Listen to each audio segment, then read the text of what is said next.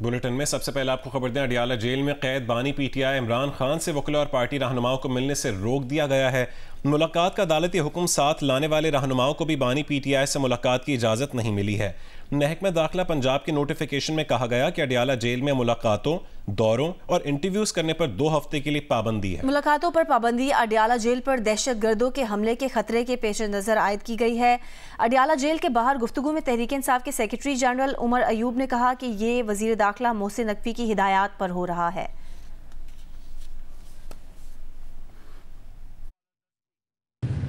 عدالت کے آرڈرز کے باوجود ہمیں ان سے ملاقات نہیں دی جا رہی، اور وجہ کہ سیکیورٹی تھریٹ ہے۔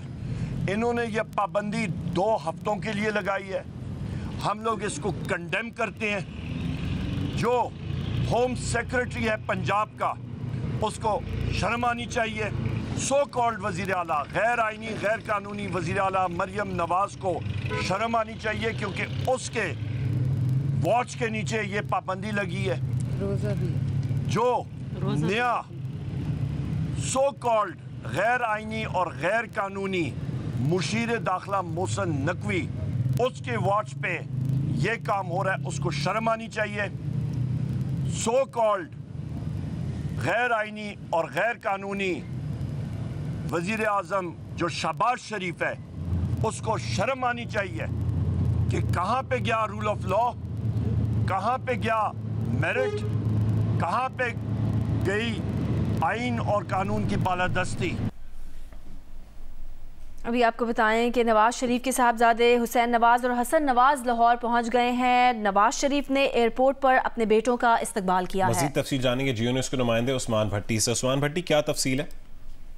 جی، میاں محمد نواز جو کہ ان کے قائد ہیں، ان کے دونوں صاحبزادے آج صبح جو ہے وہ لاہور ایئرپورٹ پہنچے ہیں، اور پھر اب وہ جاتی عمرہ آ چکے ہیں۔ وہاں پر میاں نواز شریف نے ان کے استقبال کیا، اور جو اندازے کے مطابق حسین نواز، حسن نواز تقریباً 6 سال بعد پاکستان اپنے ملک میں آئے ہیں۔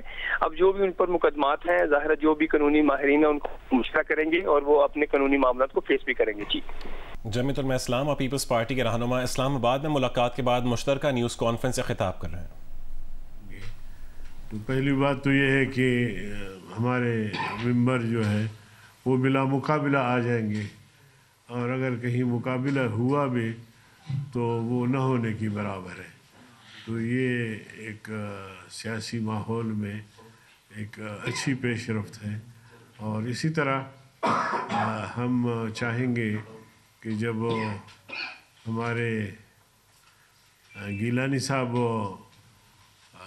الیکشن لڑیں گے تو اس میں بھی ہماری کوشش ہوگی کہ ہم ان کا ساتھ دیں، تاکہ ایک پارلیمنٹ میں ایک اچھا سا ماحول بنے۔ تو یہی چند گزارشات تھی جو آپ حضرات کے سامنے رکھی، باقی معاملات پھر بعد میں انشاءاللہ دیکھیں۔ جی، درخواست کروں گا جناب یوسف گیلانی صاحب سے، جو آپ سے مخاطب ہو جائے۔ بسم اللہ الرحمن الرحیم۔ سیکرٹری جنرل صاحب اور مولانا عبدالغفور حیدری صاحب، جکرانی صاحب اور جے یو آئی کا ڈیلیگیشن کو میں ویلکم کرتا ہوں پاکستان پیپلز پارٹی کے سیکریٹریٹ میں۔ مجھے خوشی ہوئی کہ ہماری ایک مذاکراتی ٹیم تھی متحدہ ایک گورنمنٹ کی طرف سے، جس میں ڈار صاحب بھی تھے، میں بھی تھا، خورشید شاہ صاحب بھی تھے، نوید قمر صاحب بھی تھے، اور راجہ پرویز اشرف صاحب بھی تھے۔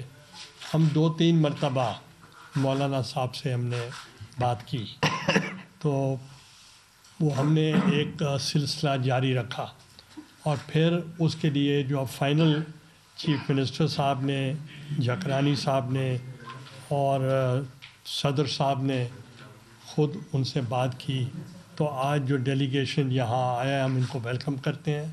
مولانا صاحب نے عمرے پہ جا رہے ہیں، میں ان کو بھی مبارکباد پیش کرتا ہوں۔ تو جو یہ انڈرسٹینڈنگ ہوئی ہے ود ان دا پارلیمنٹ، ایک بہت اچھی موو ہے کہ ہم پارلیمنٹ کے ہی چاہتے ہیں کہ پارلیمنٹ میں اچھی ورکنگ ریلیشن شپ ہو، اور اس کے لیے ہم دونوں ایک دوسرے کے ساتھ کوآپریٹ کر رہے ہیں، اور انشاءاللہ ایک دوسرے کو ووٹ کریں گے۔ دیکھیں الیاس خان، بنیادی بات ہے یہ الیکشن جو 14 तारीख को सेनेट का हो रहा है कि गुफ्त शनीद इस पर हुई थी। सियासत में गुफ्त शनीद डायलॉग हमेशा रहता है, और आप समझते हैं कि हमारे प्रेसिडेंट साहब ने हमेशा मफाहमत की पॉलिटिक्स की है, जनाब आसिफ अली जरदारी साहब ने, और आज का भी ये जो मिल बैठना है, ये उनसे जो रुजू किया गया कि ये उनकी ही हदायत पे पाकिस्तान पीपल्स पार्टी ने ये फ़ैसला किया, चेयरमैन बिलावल साहब की मुशावरत शामिल है। तो सियासत में गुफ्त शनीद रहती है। पहले ये 14 तारीख वाले इंतखाबात से हम फारिग हो जाएं तो मज़ीद पेशरफ्त होनी हुई तो हो जाएगी। गफूर अली साहब, आपसे सवाल करना है, एक जानिब तो आप लोग इस प्रोसेस का हिस्सा बनने के लिए तैयार ही नहीं थे। प्रेसिडेंट को भी हमने देखा, प्राइम मिनिस्टर को भी देखा, डिप्टी स्पीकर के चुनाव में भी हमने देखा, लेकिन अब जब सेनेट की बारी आई तो आप लोग खुद चलकर पीपल्स पार्टी और यकीनन और पार्टियों से भी आपकी मुज़ाकरात होंगे, तो फिर इतना बड़ा फैसला करने की ज़रूरत क्या थी? देखिए, हमने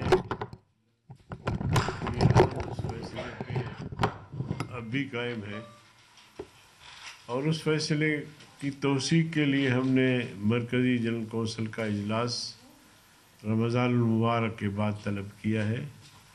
2 सूबों में हम गए, और 2 सूबों के जो सूबाई जनरल कौंसिल होते हैं उनसे मौलाना साहब मुखातिब हुए, मैंने भी गुफ्तगू की, उनके जज्बात और एहसासात को भी हमने नोट किया।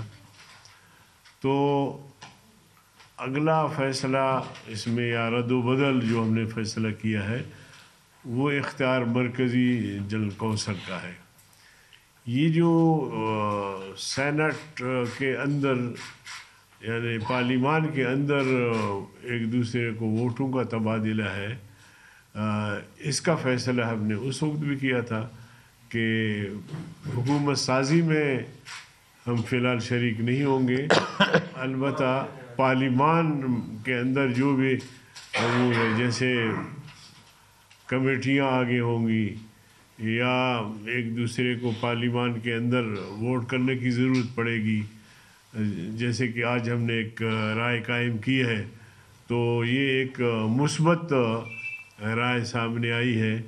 तो इंशाअल्लाह हम सियासी लोग हैं, आगे भी इन चीज़ों को देखेंगे इंशाअल्लाह। मौलाना साहब, ये फरमा दीजिएगा कि पीडीएम बरी और मौलाना फजल रहमान का बहुत अहम किरदार रहा नवाज शरीफ साहब को वापस लाने में, तो उनकी मुस्लिम लीग नून की बेवफाई पे क्या कहेंगे?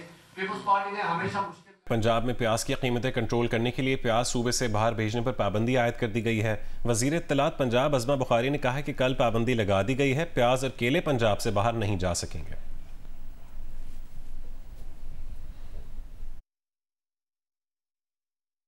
जो प्याज के हवाले से, प्याज और केले के हवाले से मैं बताना चाहती हूँ कि प्याज और केले के हवाले से जब चीफ मिनिस्टर साहिबा को ब्रीफिंग दी गई तो कहा गया कि इसकी कीमत ऊपर जा रही है, और उसकी रीज़न ये है कि प्याज और केला दोनों ये बाहर भिजवाए जा रहे थे, और इसको जो है वो इसके ऊपर पाबंदी लगानी चाहिए, और कल मेरी इतला के मुताबिक जो है इसके ऊपर पाबंदी लगा दी गई है। अब ये बाहर नहीं जाएगा, ये पाकिस्तान पंजाब के अंदर रहेगा, और इंशाअल्लाह ताला इसकी पूरी जो प्राइस मॉनिटरिंग है, ख़ास तौर पर सब्जियां, फल और ये अशाए खुर्दोनोश, इसके ऊपर हमारी पूरी नज़र है। इंशाअल्लाह ताला चीफ मिनिस्टर साहिबा इसके ऊपर मॉनिटर करेंगे।